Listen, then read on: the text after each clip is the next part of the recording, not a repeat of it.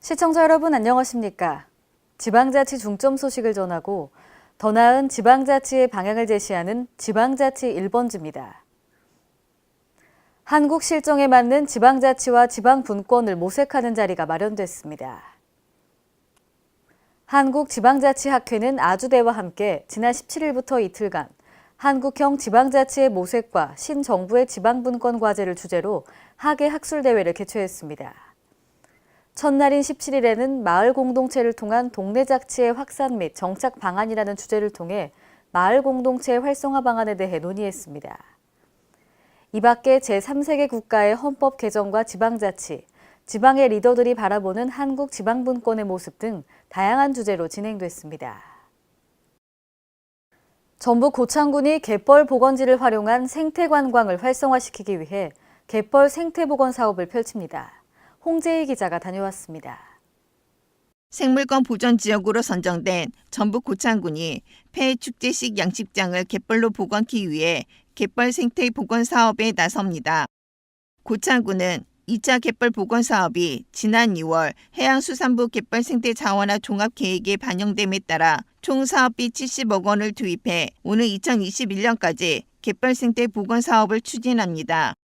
갯벌 생태 복원 사업은 고창군 10만 명 고전리 공수수면을 대상으로 갯벌 생태 기능 회복과 갯벌 복원지를 활용한 생태 관광을 활성화시키기 위한 것입니다. 생물 바이오 사업이라고 해가지고 염생식물 가지고 바이오 사업을 많이 하려고 해요. 미래 산업으로. 그러다 보니까 우리 고창군이 우선 또 그런 부분에도 검토되고 있어요. 그래서 이 복원 사업 했던 부분들이 많은 효과를 실질적으로 보고 있다는 거 주민들도 느끼고 있고 저희들도 신기하리만큼 그렇게 된다는 것을 느꼈고 그래서 이제 2차 복원 사업도 더 자신감 가지고 열심히 해볼 생각입니다. 이를 위해 고창군은 지난 6월 말 기본계획 수립 용역을 발주해 오는 11월 해양수산부 승인이 완료되면 올해 말 본격적으로 사업을 추진할 예정입니다. 고창군은 해수유통을 통해 연습지 기능을 개선하고 지난 2014년 1차 갯벌 생태 복원이 완료돼 심원리 두월리 일원 40헥타르에는 사업비 35억 원을 투입해 갯벌 식물원도 함께 조성할 예정입니다. 또 동백공원, 후박공원 염생식물원 등의 갯벌 식물원을 조성하고 갈대 군락지와 염생식물 군락지 등의 서식지를 만들 계획입니다. K랜 홍재희입니다. 지난 2015년 6월 운행을 시작한 전북 완주군 동상면과 이서면 수요응답형 버스가 시민들에게 큰 호응을 얻고 있습니다. 박성훈 기자입니다. 전북 완주군 동상면과 이서면 수요응답형 버스가 주민들의 신속한 이동수단이 돼 큰 호응을 얻고 있습니다. 지난 2015년 6월부터 운행을 시작한 수요응답형 버스는 동상면에서만 지난해 1만 362명, 올해 7월 말까지 5,136명이 이용하는 등 교통복지 사업의 대표적 정책으로 평가받고 있습니다. 군은 수요응답버스의 주민 호응이 높아 지난해 이서면에 2대의 버스를 배치, 확대 운영에 들어갔습니다. 동상안전협동조합 이사장이자 버스기사인 박성주 씨는 큰 길가에 있는 버스 정류장까지 걸어 나오기 힘든 어르신들이 많아 콜버스 이용이 잦다며 17개 마을을 대상으로 운행해 바쁘기는 하지만 마을 어르신들이 자기를 애인보다 자식보다 좋다고 해줄 때 보람을 느낀다고 말했습니다. 할아버지 할머니들이 편안하게 편리하게 신속하게 이게 사용하시고 또 이용하시는 걸 보면서 주민 여러분들 이제 섬긴다는 그런 마음에서 흐뭇하고 항상 그분들에게 친절을 다해서 모시려고 이렇게 노력하고 있습니다. 완주군 강신현 건설교통과장은 500원 택시인 으뜸택시나 통학택시, 안전택시 등 완주가 가지고 있는 지리적 여건과 교통복지 1번지 명성에 맞게 추가 사업을 진행할 계획이라고 말했습니다. 그리고 이제 그 DRT를 운영하다 보면 콜센터가 꼭 필요할 것 같습니다. 그래서 콜센터까지 올 연말에 올 하반기쯤에 집중적으로 이제 현장 조사를 통해 가지고 내년부터는 본격적으로 추가 확대 시행할 계획을 갖고 있고요. Kren 박성훈입니다.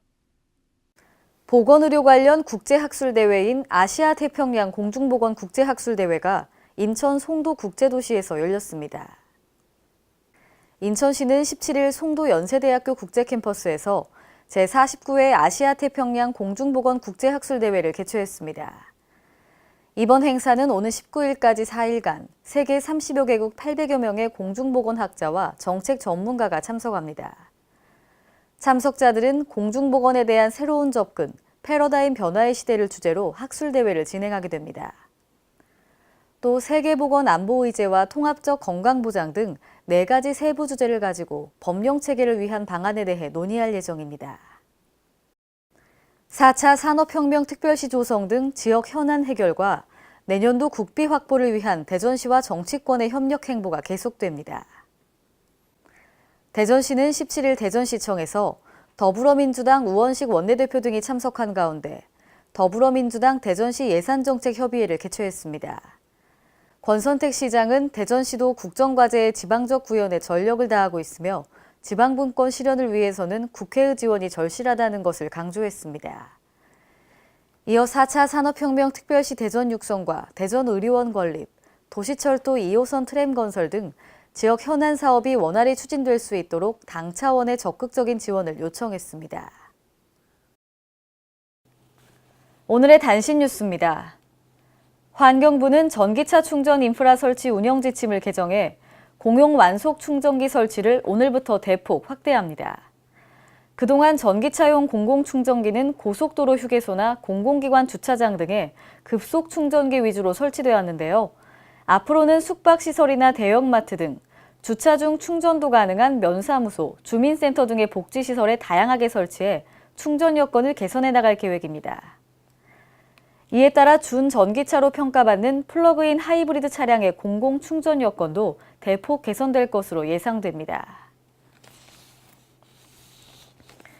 이낙연 국무총리는 금주 안에 살충제 파동이 종료되고 계란 수급이 완전 정상화되도록 연관되는 문제들에 대한 대대적인 점검에 나서야 한다고 지시했습니다. 이 총리는 17일 정부 서울청사에서 열린 국정현안점검 조정회의를 주재한 자리에서 혹시라도 살충제 계란이 들어간 가공식품이 시중에 남아있지는 않는지, 닭고기는 안전한지 등을 철저히 점검해야 할 것이라고 당부했는데요. 근본 문제로서 농식품부는 밀집 축산을 해소하고 진정한 친환경 복지 축산으로 유도하는 방안 등을 강구하고 식약처는 식품 안전을 획기적으로 담보할 방안을 찾아달라고 주문했습니다. 이상으로 지방자치 1번지를 마칩니다. 시청해주신 여러분 고맙습니다.